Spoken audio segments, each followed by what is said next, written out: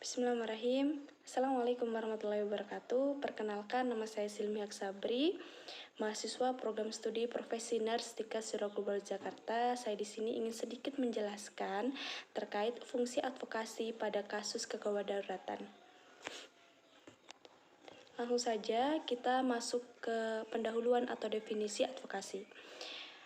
Advokasi adalah jantungnya keperawatan profesional. Atau bisa disebut bahwa advokasi ini hal yang penting bagi perawat gitu ya.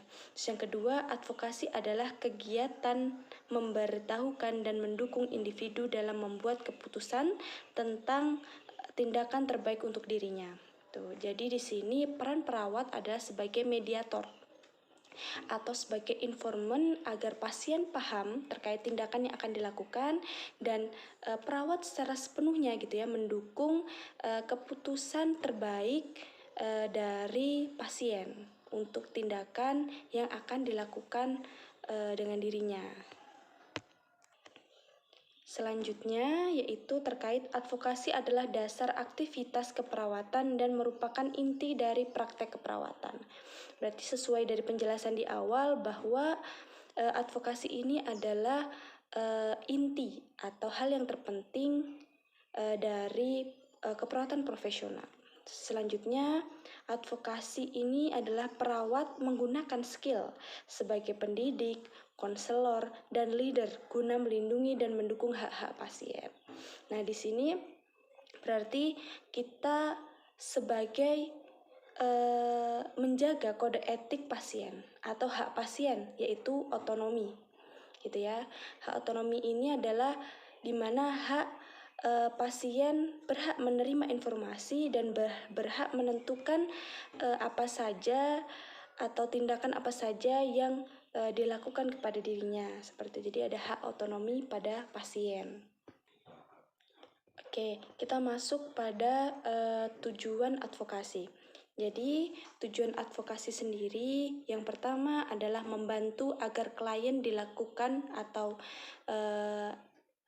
dilakukan secara manusiawi gitu ya.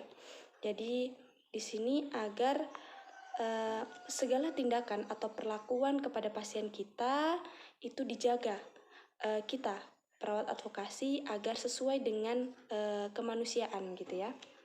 Nah, terutama pada klien dalam keadaan tidak sadar, di mana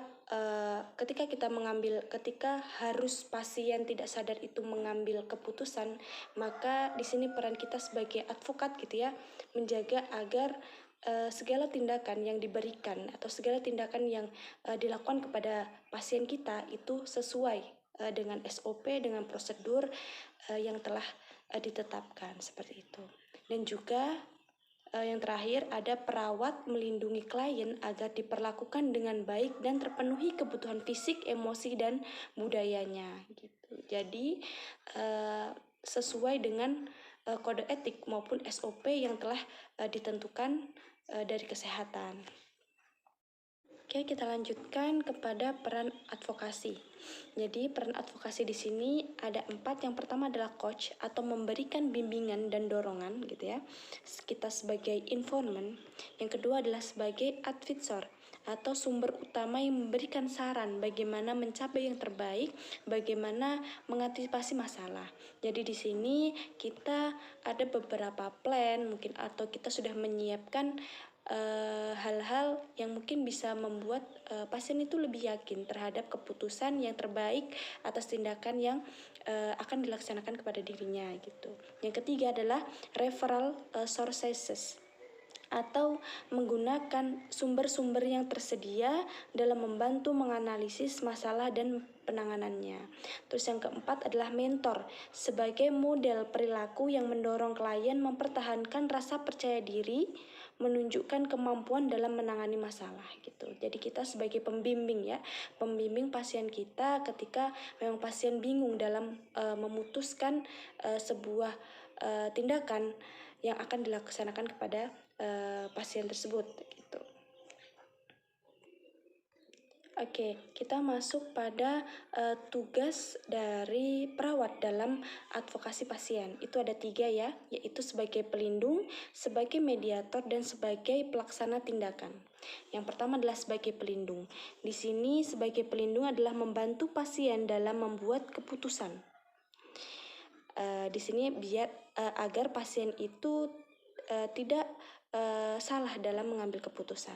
Terus yang kedua adalah perawat menyerahkan segala keputusan tentang perawatan yang akan dijalankan oleh pasien kepada pasien itu sendiri sesuai dengan nilai-nilai yang dianut pasien gitu.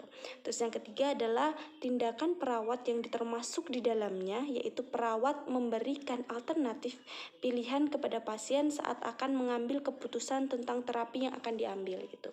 Jadi ketika memang pasien bingung atau kurang yakin terhadap keputusannya, maka kita memberikan alternatif atau memberikan sebuah pilihan yang lain gitu ya, yang bisa diterima oleh pasien. Oke, lanjut. Yang kedua adalah sebagai mediator. Di sini perawat menjembatani komunikasi antara pasien dengan tim kesehatan lain di rumah sakit gitu ya. Apalagi ketika memang ada advice dokter gitu ya, ada pesan dari dokter. Nah, di sini kita sebagai perawat memberikan informasi atau menjembatani dari dokter maupun dari ahli gizi yang lainnya untuk disampaikan kepada pasien. Terus yang kedua itu tentang tindakan perawat yang termasuk di dalamnya, yaitu perawat menemani pasien saat kunjung dokter, mematuhi menu diet bersama ahli gizi, dan juga memberikan penjelasan kepada pasien mengenai pengobatan yang diterimanya. Gitu. Kita tahu sendiri bahwa nakes yang paling dekat gitu ya dengan pasien atau sering berkomunikasi dengan pasien adalah perawat itu sendiri, karena perawat yang tahu gitu ya dari pagi hingga pagi lagi gitu, dari segala macam yang harus dilakukan oleh pasien maupun hal-hal yang harus dilarang oleh pasien gitu. Nah, yang ketiga yaitu tentang pelaksana tindakan gitu. Jadi, perawat melaksanakan asuhan keperawatan sesuai dengan yang dibutuhkan pasien gitu ya. Jangan sampai berlebih maupun berkurang gitu. Yang kedua yaitu tindakan perawat yang termasuk di dalamnya, yaitu dengan memberikan lingkungan yang sesuai dengan kondisi pasien, melindungi pasien dari merugikan pasien dan memenuhi semua kebutuhan pasien selama perawatan gitu. Jadi di sini perawat mengoptimalkan kebutuhan-kebutuhan dari pasien. Oke, kita lanjut kepada prinsip-prinsip advokasi. Nah, prinsip-prinsip advokasi ini yang pertama adalah advokasi ini ditujukan kepada kebutuhan klien, hak klien, dan perhatiannya terhadap masalah. Jadi advokasi ini lebih perhatian ya kepada pasien gitu. Terus yang kedua, advokasi merupakan nilai-nilai yang didasarkan pada etika gitu. Jadi kembali lagi bahwa advokasi ini adalah sesuai dengan kode etik pasien gitu ya, terkait otonomi gitu ya.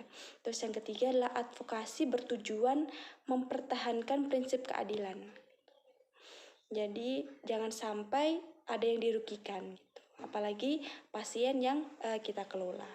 Intinya bahwa prinsip-prinsip advokasi yang pertama adalah advokasi ini adalah memperhatikan kebutuhan klien atau pasien.